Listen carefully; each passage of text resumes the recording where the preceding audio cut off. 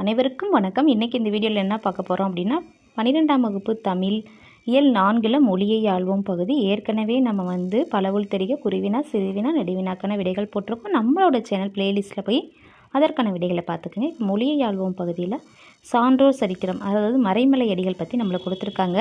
இதிலிருந்து பார்த்தோம் அப்படின்னா நம்மளுக்கு கேள்விகள் கேட்கலாம். கேள்விகள் கேட்டு இதில் பற்றி கொடுத்துருக்காங்கல்ல, இதில் இருந்து உங்களுக்கு பதில் இதில் இருக்கும். சரியா? இதிலேருந்து கேள்விகள் கேட்கலாம், இதிலேருந்து பதில் எடுத்து நம்ம எழுதிக்கலாம். இதை நல்லா பார்த்துக்குங்க. இதை பற்றி கொடுத்துருக்காங்க, இதை நல்லா படித்து பார்த்துக்குங்க. அடுத்து தமிழாக்கம் தருகளை பார்த்தோம் அப்படின்னா ஆங்கிலத்தில் கொடுத்துருக்காங்க. இதை நான் தமிழில் மொழிபெயர்த்து எழுதணும். எப்படி எழுதுறதுன்னு பார்க்கலாமா? தமிழில் மொழிபெயர்த்து எழுதுறதுல இங்கே கொடுத்துருக்கேன். இந்திய நாட்டில் இந்த இதில் ஆரம்பித்து இங்கே பாருங்கள். அப்படியே ஒன் பை ஒன்றா வீடியோ பாஸ் பண்ணி பார்த்துக்குங்க. சரியா? அதாவது இந்திய நாட்டில் நூலக வசதிகளின் பற்றாக்குறையால் கல்வி மற்றும் சமூக தேவைகளில் இந்தியாவின் நிலைப்பாடு சர்வதேச அரங்கில் மற்ற நாடுகளை காட்டிலும் குறைந்தே உள்ளது. இந்த விஷயத்தில் இந்தியா சில பொது உடைமை நாடுகள் மற்றும் ஆங்கில குடியேற்ற நாடுகளோடு எதிர்மறையாக ஒப்பிடப்படுகிறது. பெரிய அளவில் ஒரே ஒரு பொது நூலகத்தைன்னு எழுதிக்கிங்க. நூலகத்தைன்றிருக்கு தாவ எடுத்துட்டு நூலகத்தை மட்டுமே இந்தியா வைத்திருக்கிறது. மேலும் அது தலைநகரத்தின் தேவையை நிறைவு செய்ய போதுமானதாக இல்லை. இங்கு ஒரு சில நகரங்கள் மட்டுமே நூலகத்தால் பெருமையடைய இயலும். கிராமப்புற மக்கள் முற்றிலுமாக புறக்கணிக்கப்படுகிறார்கள். அவர்களை பயனடை செய்வதற்கு சில பின்தங்கிய நாடுகளில் உள்ளதை விட நூலகங்கள் ஏதும் இங்கு இல்லை.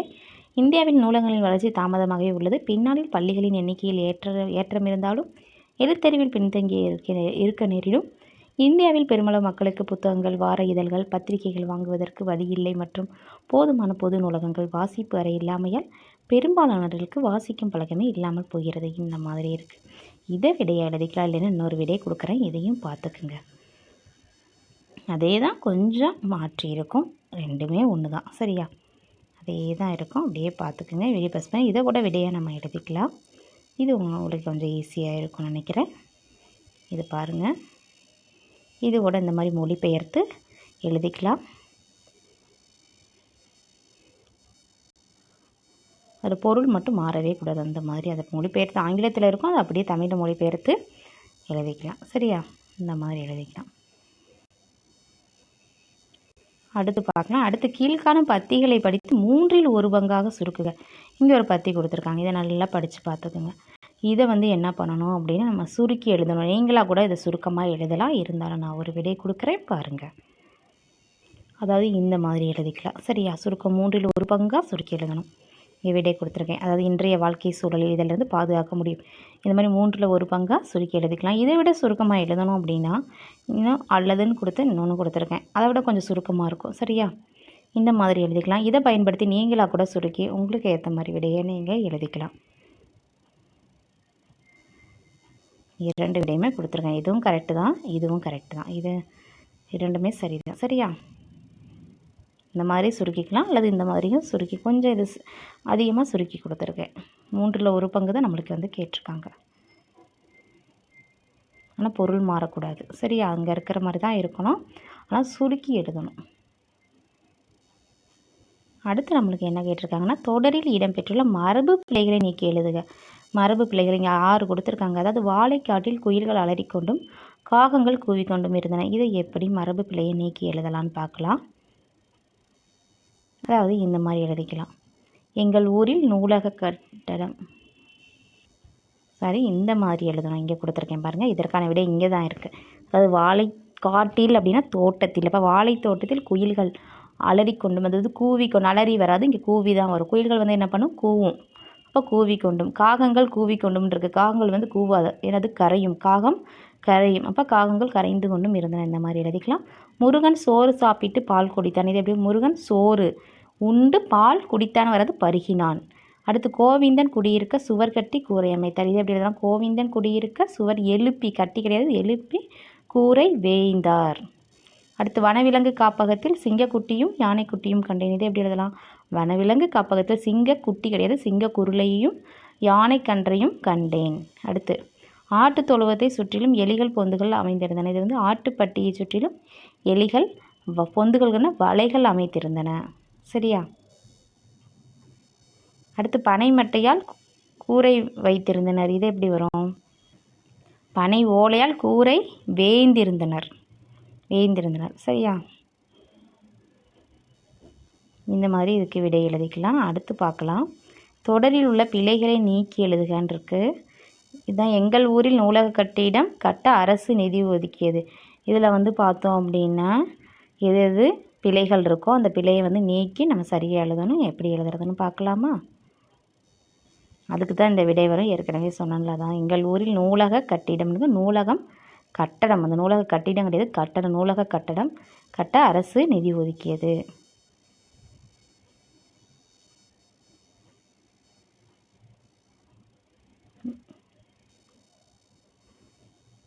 அது இந்த மாதிரி எழுதிக்க. எங்கள் ஊரில் இந்த இடத்துல நூலகம்னு கிடையாதுமா, நூலக கட்டடம், நூலக கட்டடம் கட்ட அரசு நிதி ஒதுக்கியது. இந்த மாதிரி எழுதிக்கிங்க. அடுத்த விடை இரண்டாவது பாருங்க. ரங்கன் வெண்கல பாத்திரக்கடை வைத்திருக்கிறார். அது எப்படி எழுதா? ரங்கன் வெண்கல அப்படின்னா வெண்கல பாத்திரக்கடை வைத்திருக்கிறார்னு எழுதணும். அடுத்து மானம் பார்த்த பூமியில் பயிறு வகைகள் பயிரிடப்படுகின்றன. இது எப்படி எழுதுனா? மானம் கிடையாது, வானம் பார்த்த பூமியில் பயறு வகைகள் பயிரிடப்படுகின்றன.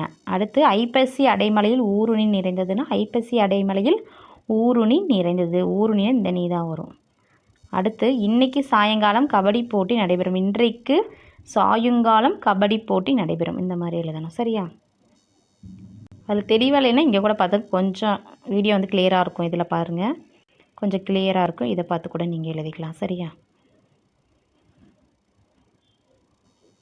அடுத்து பாருங்கள். பின்வரும் பழமொழிகளை வாழ்க்கை நிகழ்வோடு பொருத்தி எழுதுகன்றிருக்கு. 7 இல்லை 8 இருக்குமா, 8 பழமொழிகள் இருக்குது. இதை வந்து வாழ்க்கை நிகழ்வோடு பொருத்தி நம்ம எழுதணும். எப்படி எழுதுறதுன்னு பார்க்கலாம்.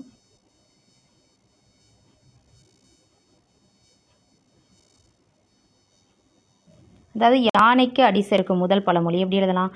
மிகப்பெரிய வலிமையுடைய விலங்கு என்று கருதப்படும் யானை கூட சில சந்தர்ப்பங்களில் நிலைதடுமாறி தோல்வியை சந்திக்கும். இது அந்த பழமொழியோட விளக்கம். வாழ்க்கை நிகழ்வு வந்து மிகவும் திறமையான ஒரு நிபுணர் தனது வேலையில் ஒரு அரிய தவறை செய்கிறார். இதை யானைக்கு அடி சறுக்குன்னு சொல்லுவாங்க. அடுத்து பார்த்தோம் அப்படின்னா திணை விதைத்தவன் திணை அறுப்பான், வினை விதைத்தவன் வினை அறுப்பான். இது என்னதுன்னா ஒருவர் செய்யும் செயல்களையும் விளைவுகளை அவரே அனுபவிப்பார். நல்ல செயல்கள் நல்ல பலன்களையும் தீய செயல்கள் தீய பலன்களையும் தரும். வாழ்க்கை நிகழ்வு வந்து கடினமாக உழைக்கும் மாணவன் நல்ல மதிப்பெண் பெறுவான், சோம்பேறி மாணவன் தோல்வியை சந்திப்பான். அடுத்து குற்றம் பார்க்கின் சுற்றம் இல்லை. அதாவது சுற்றமாகிய உறவுகளிடமும் நட்புகளிடம் குறைகளை மட்டுமே சுட்டி காட்டி கொண்டிருந்தால் உறவுகளும் நட்புகளும் நம்மை விட்டு விலகிவிடுவர். வாழ்க்கை நிகழ்வு வந்து மற்றவர்களை திருத்துவதாக நினைத்து குறை கூறிக்கொண்டே இருந்ததால் உறவுகளையும் நட்புகளையும் இழக்க நேரிடும். இருந்ததால் எப்படி இருந்தால்னு எழுதிக்கிங்க அந்த இடத்துல. சரியா? அதில் இருந்தால்னு எழுதிக்கிங்க. அடுத்து எறும்பு ஊற கல்லும் தேயும்னா ஒரு செயலில் வெற்றி பெற தொடர்ந்து முயற்சி மேற்கொண்டால் இறுதியில் வெற்றி கிடைக்கும். வாழ்க்கை நிகழ்வு என்னன்னா ஒரு மாணவன் தினமும் வீட்டு பாடங்களை தெளிவாக படித்தால் தேர்வில் நல்ல மதிப்பெண் பெறலாம்.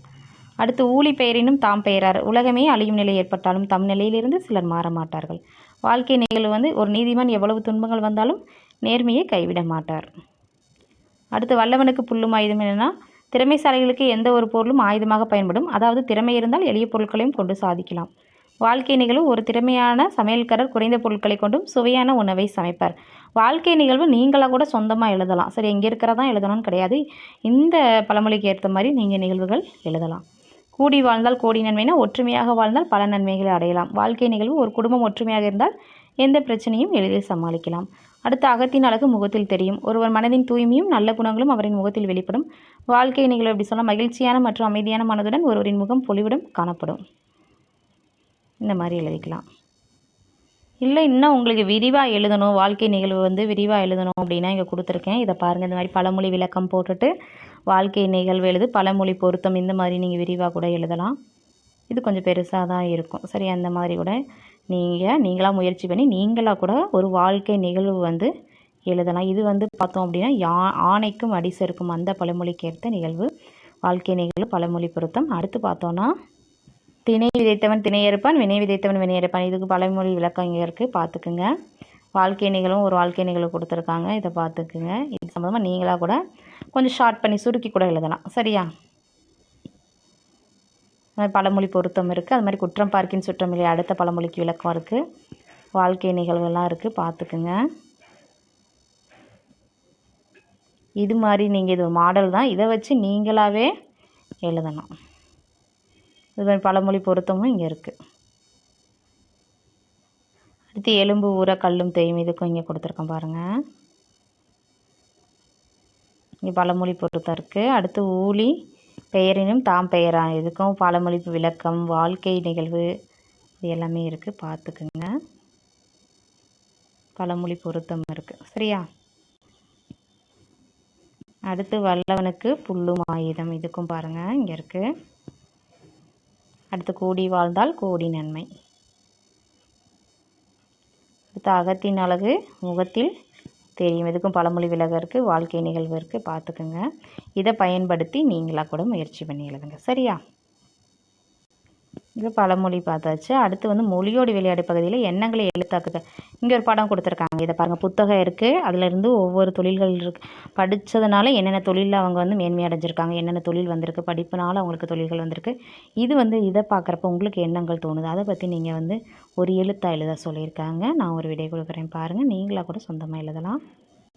நான் என்ன கொடுத்துருக்கேன், நூலை புரட்டினால் அறிவு விரிவாகும், ஆற்றல் அதிகரிக்கும், பொருள் வளம் பெருகும், ஆழ்ந்து படித்தால் அகிலம் ஆளலாம், ஆன்றோர் போற்றுவர், உலகம் சுற்றலாம், கல்வியை பெற்றால் கற்றோர் போற்றுவர், காலம் மதிக்கும், பாதுகாப்பு பெறலாம், நிறைந்த கல்வி பண்பாளனாக்கும், பாரெல்லாம் போற்றும், புகழும் பதவியும் சேரும். நீங்களாக கூட முயற்சி பண்ணி வேறு ஏதாவது இருந்தால் எழுதுங்க. அடுத்து சொல்லை பிரித்தும் சேர்த்தும் தொடரமைக்கின்றது. இப்போ பலகைன்னு இருந்தால் பலகையால் ஆன மேசையில் உணவு உண்டனர், பல கைகள் ஒன்றிணைந்து வெற்றியை தமதாக்கின. இது மாதிரி எழுதலாம். இதே மாதிரி சொல்ல பிரித்து சேர்த்தும் தொடரமைத்து எழுதணும். மற்ற 4க்குமே எழுதணும். எப்படி எழுதுறதுன்னு பார்க்கலாம். இங்கே இருக்காங்க தாமரை. தாமரைங்கிறது மலர். அதோட தாமரை மலர் நம் நாட்டின் தேசிய மலர் ஆகும். தாமரை மலர் வந்து நாட்டின் தேசிய மலர். தாமரை தா கூட்டல் மறை, எப்படி பிரிக்கலாம்? இது வந்து சேர்த்து எழுதணும். தாமரை மலர் நம் நாட்டின் தேசிய மலராகும். பிரித்து எழுதுறப்ப தாவுகின்ற, தா மறைனது தான தாவறது, மறைன மான், அப்போ தாவுகின்ற மான். அதை எப்படி எழுதலாம்னா தாவுகின்ற மானை பிடிக்க முடியாது, மானைனா மறை. அடுத்து கோவில். கோவில்னால் இறைவன் உறையும் ஆலயம், இறைவன் உறங்கக்கூடிய ஒரு ஆலயம் தான் கோவில். கோவிலில் குடமுழுக்கு சிறப்பாக நடந்தது, இந்த மாதிரி எழுதிக்கலாம். அடுத்து கோவில்னால் கோ கூட்டல் வில், எப்படி பிரிக்கலாம்? கோவிலை அரசனின் வில், வில் அப்படிங்கிற கோனா அரசன், வில்னா வில், அரசனின் வில். அதாவது கோவில் ஏந்திய ராமனை கோதண்ட ராமன். கோனா என்னது? அரசன். அரசன் வில் ஏந்திய, அந்த வில் ஏந்தியக்கூடிய ராமன் தான் கோதண்ட ராமன் சொல்லுவோம். அடுத்து வெங்காயம். வெங்காயம் அப்படியே சமையலுக்கு பயன்படும் பொருள். வெங்காயம் மருத்துவ குணம் நிறைந்ததுன்னு எழுதிக்கலாம். இன்னொரு வெங்காயம்க்கு என்னது? வெம்மை கூட்டல் காயம், பிரித்தெழுத துன்பம் தரும் கொடிய புண். அதாவது வெம்மையால் உண்டான காயம் மிகவும் வலித்தது, இந்த மாதிரி எழுதிக்கலாம். அடுத்து தலைமைனா முதன்மை. பள்ளி ஆண்டு விழாவிற்கு தலைமை ஆசிரியர்கள் தலைமை தாங்கினர். இந்த தலைமை எப்படின்னா தலைமை கூட்டல் மை, தலையில் தடவும் மை, அதாவது வெண்மையான தலைக்கு தலைமை, தலைக்கு தலை மை தடவுகின்றனர் பலர். சரியா? தலைக்கு மை தடவுகின்றனர் பலர், வெண்மையான தலைக்கு தலைக்கு தலை மை தடவுகின்றனர், இந்த மாதிரி எழுதலாம். அடுத்து நம்மளுக்கு செய்து கற்பம் பகுதி. அருகிலுள்ள கல்லூரிக்கு சென்று அங்குள்ள பாடப்பிரிவுகளை அறிந்து அட்டவணைப்படுத்த. அந்த கல்லூரியில் என்னென்ன பாடப்பிரிவுகள் இருக்குது அதெல்லாம் அட்டவணைப்படுத்த சொல்லியிருக்காங்க. நிற்க அதற்கு தகுல நீவிர் செல்லும் வழியில் விபத்தினை காண்க. ஒரு விபத்து பார்க்குறீங்க, விபத்திற்கான காரணங்கள் என்ன, அந்த விபத்திற்கு என்ன காரணங்கள் அதை பட்டியலிட சொல்லியிருக்காங்க. பாதிக்கப்பட்டவர்களுக்கு நம்ம எவ்வாறு உதவலாம் அப்படின்னு கேட்டிருக்காங்க. அதாவது விபத்திற்கான காரணங்கள் அனுமதித்த அளவை விட வேகமாக ஓட்டுதல், பாதிக்கப்பட்டவர்களுக்கு எவ்விதம் உதவலாம், முதலுதவி செய்த பின் வேகமாக ஓட்டக்கூடாது என்று அறிவுரை கூறுவேன். அடுத்து இதே மாதிரி நீங்கள் என்னென்ன விபத்துக்கு பார்த்தீங்க, அதுக்கு என்ன காரணங்கள் என்ன அப்படிங்கிறத பட்டியலிடணும். அது எவ்வாறு உதவலாம் அப்படிங்கிறத 2வது கட்டத்தில் எழுதணும். அடுத்து படிப்போம் சிந்திப்போம், படிப்போம் பயன்படுத்துவோம்ல. டிஸ்கஷன்னா கலந்துரையாடல், ஹையர் எஜுகேஷன்னா உயர்கல்வி, வேல்யூ எஜுகேஷன்னா மதிப்பு கல்வி, ரோட் சேஃப்டி சாலை பாதுகாப்பு, டிராஃபிக் சிக்னல் போக்குவரத்து சமிகை, வைஸ் சான்சலர்னா துணைவேந்தர். சரியா? அடுத்து திருக்குறள் பகுதி இருக்கும் இயல் 4. இதற்கான விடைகளை நம்ம அடுத்த வீடியோவில் பார்க்கலாம். இந்த வீடியோ உங்களுக்கு பயனுள்ளதாக இருந்துச்சுன்னா நம்ம சேனலை சப்ஸ்கிரைப் பண்ணுங்கள், லைக் பண்ணுங்கள், ஷேர் பண்ணுங்கள். Thank you to all.